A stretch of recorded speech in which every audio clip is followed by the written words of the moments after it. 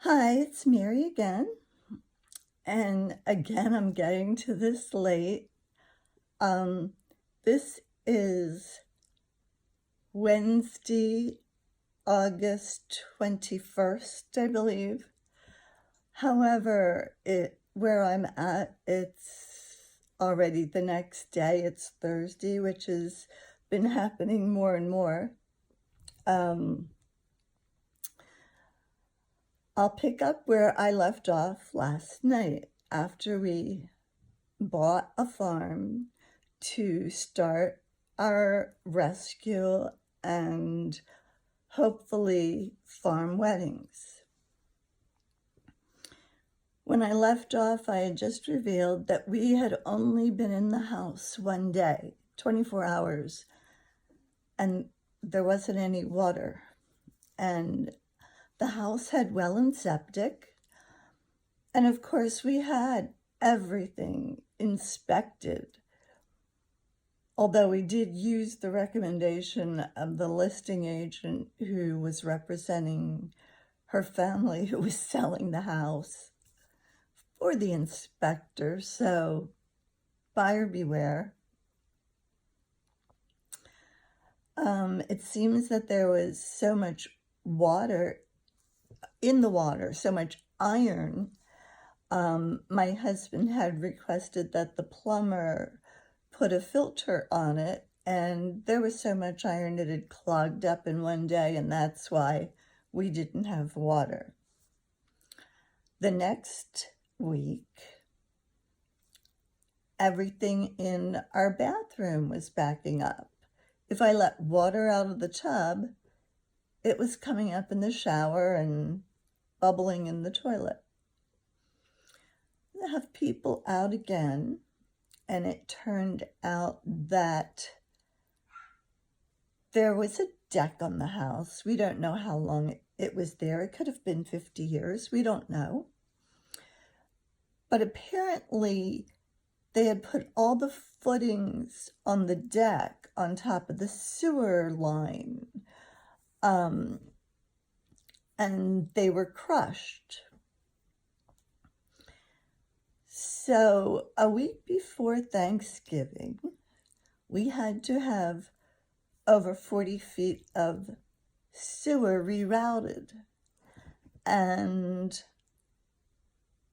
at the time, we had 25 dogs who were running through the backyard, which had an 8.5-foot privacy fence around it, through all this dug up mud to put in new sewer line, and then through the house, which is when I started my first blog called 100 Muddy Paws. And things did not stop there. They just kept going. It seemed like every week, every month, there was another major issue. And we still had workers here.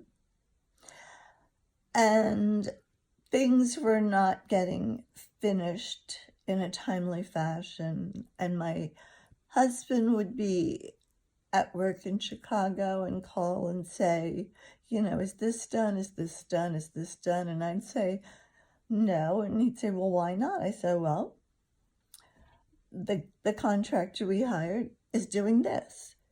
And he said, did you tell him I wanted this done? I go, yeah, like I do every day. And then he just does what he wants.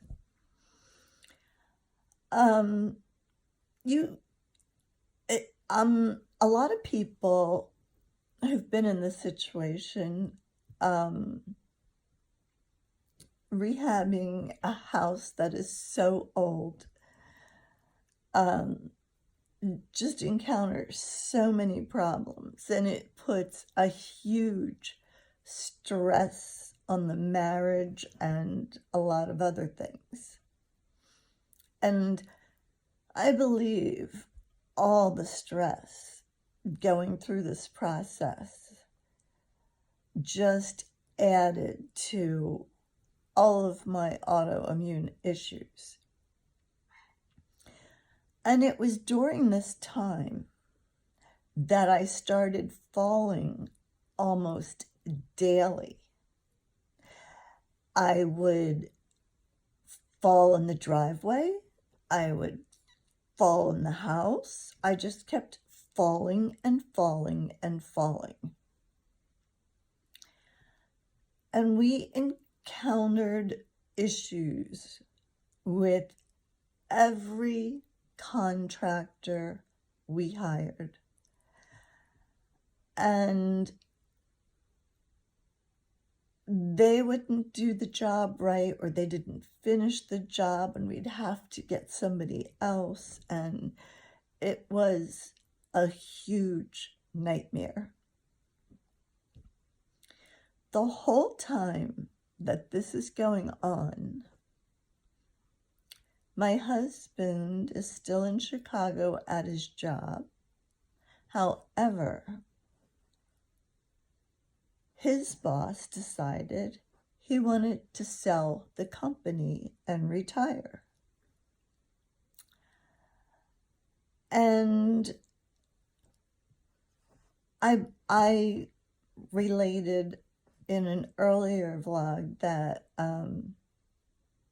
originally we had mutually agreed if one of us was asked to leave, then we would both leave. But that when it came time, he did not do. My husband did not leave. He stayed. And I kept telling him, because we were in our late 40s at the time, I told him, it's not going to get any easier. And he really believed that his boss had his back. And I've shared with you that he's such a good-natured person and patient and kind. And we're both kind of wannabe people pleasers. And he was taken advantage of in a lot of ways.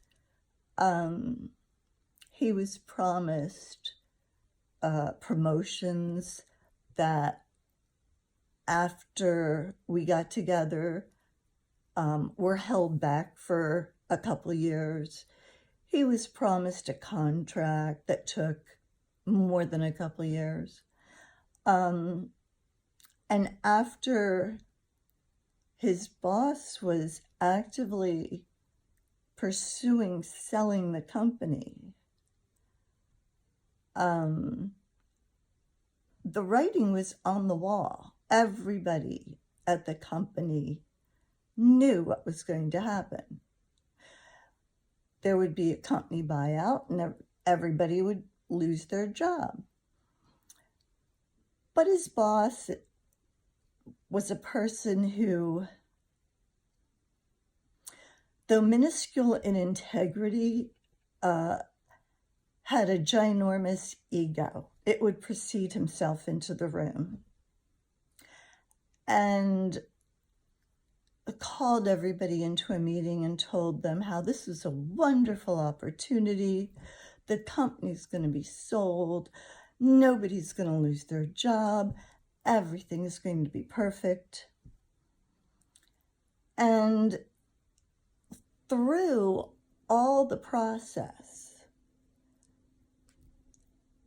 the company was bleeding money because the boss kept pursuing other buyers and everybody wanted due diligence and attorney fees. There was so much cost in it.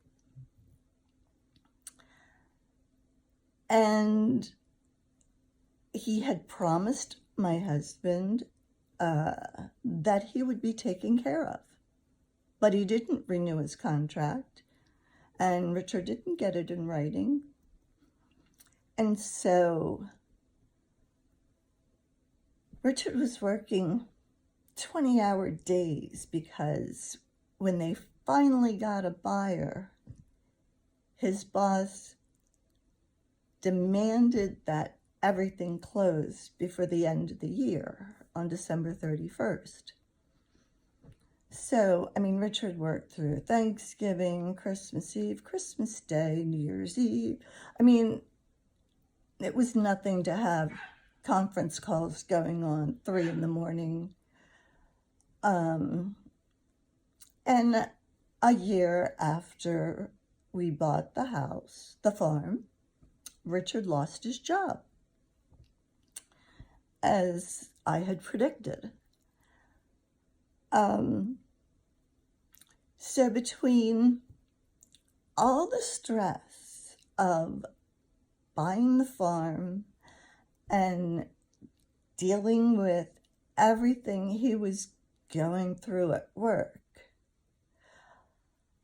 we were both stressed to the max and exhausted. And I'll leave it there to pick up tomorrow, and hope you have a good night. Bye-bye.